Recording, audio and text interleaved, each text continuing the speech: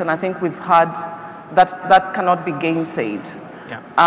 That there seems to be in some quarters a disconnect between great ideas and the actual execution of the ideas and scaling, and that the great idea is not necessarily going to be the one that's going to become a great business.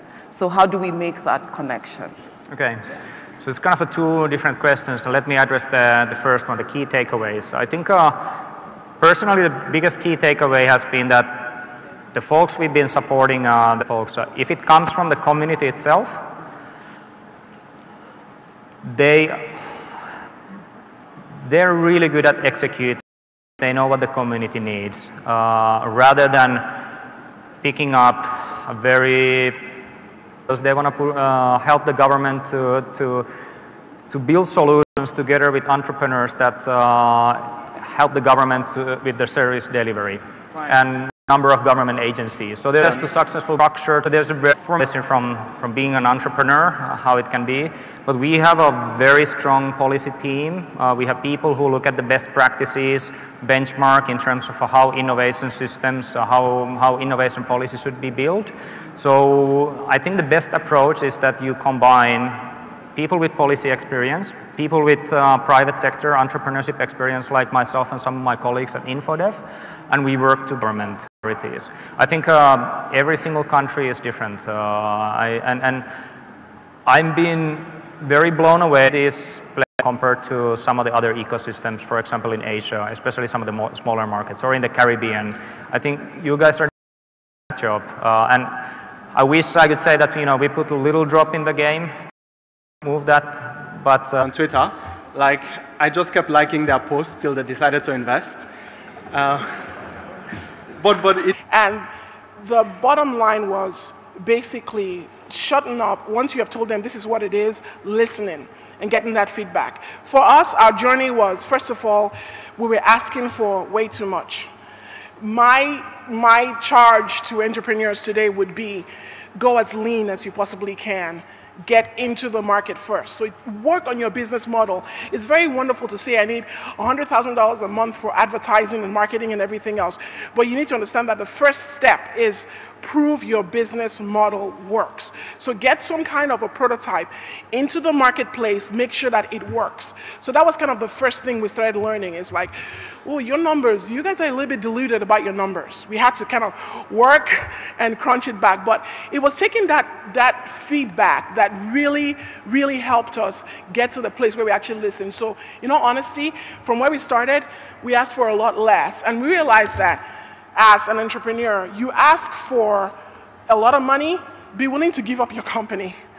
So if you do a lot of work up front, scrub, get into a nice chunk of size, launch, get your traction going, you actually have more power to get into the market. So that was... Right. I mean, also very funny because you actually asked for less, and then the investors came to you and said, no, wait, we actually want to give you more. Yeah. So that's... and Mark, how was that for you? So for us, our first very quickly, I think up to $220 initially. Now, our second round, which of $1.2 million, that took a very long time, and that was very grueling to raise. After we wanted the first money to execute and built a reasonable business, I started fundraising, and it took a long time. So we actually ran out of money at the beginning of 2014. And, we had to adjust the business, but we're able to build a profitable business and run through the entire 2014 just on profit, and we're a 25-man team. So I think that generally in Africa, everybody has to be willing to do that. Like, you're not going to raise money and the next round is going to be easy and it'll keep on getting easy.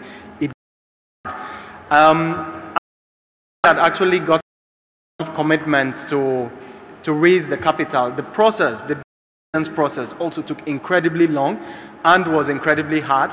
And the VCs did not seem to appreciate that we didn't have a lot of cash to pay for all those things.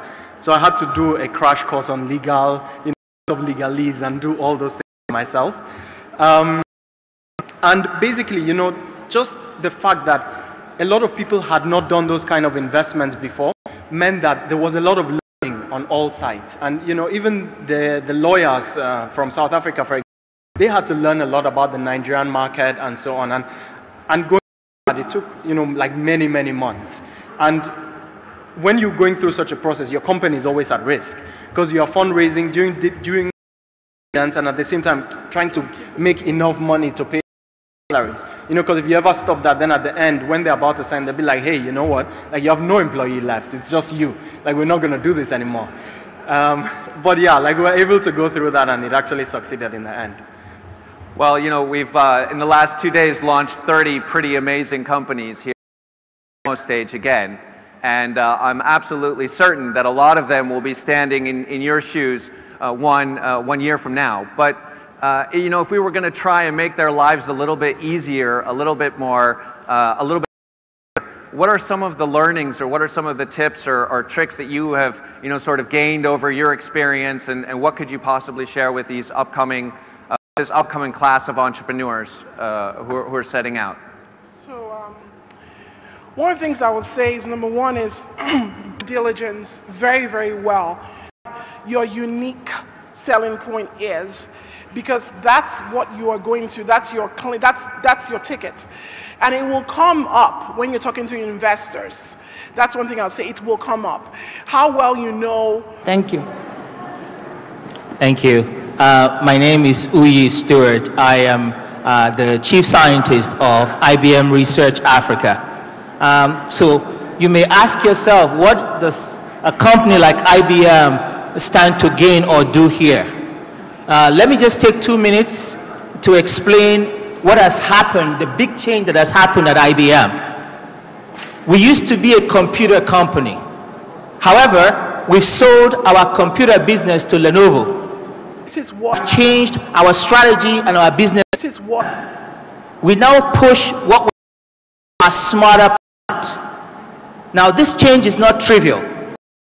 We have transitioned from the development of IT to the IT and research and with USAID, et cetera, because if the ecosystem is not an ecosystem, if you've got many, many individual components and the connections are not happening and the growth is not going together.